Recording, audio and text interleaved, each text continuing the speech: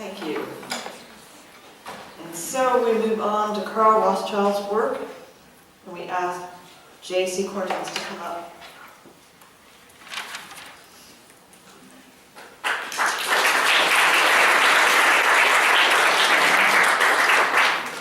Thank you.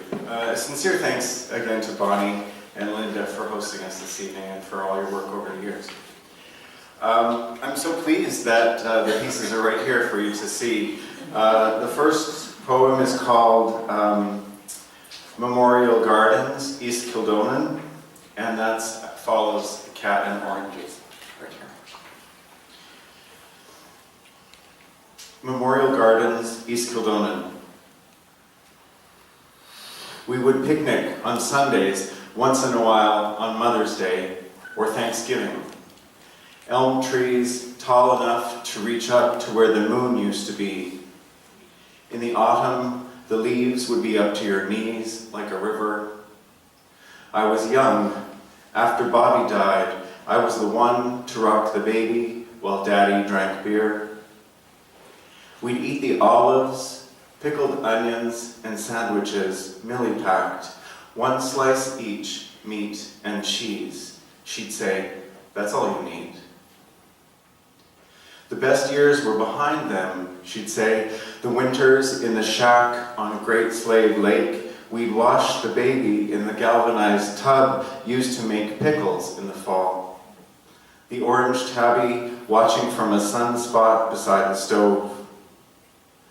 Daddy was a fisher then, like his father and his father's father, an ocean of time away. Not so many years later, on the bathroom floor, I would hold his head in my lap like a stillborn infant. Dutch elm disease took all the trees, no shade now, not like in the photo. Millie lying on the grass between headstones, Lil and Frank on either side.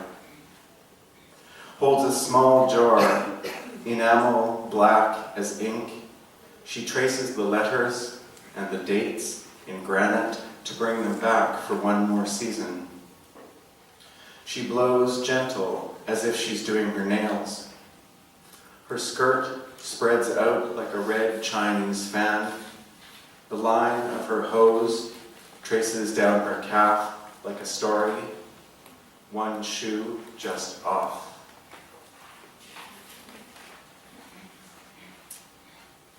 And the second poem follows Neighborhood,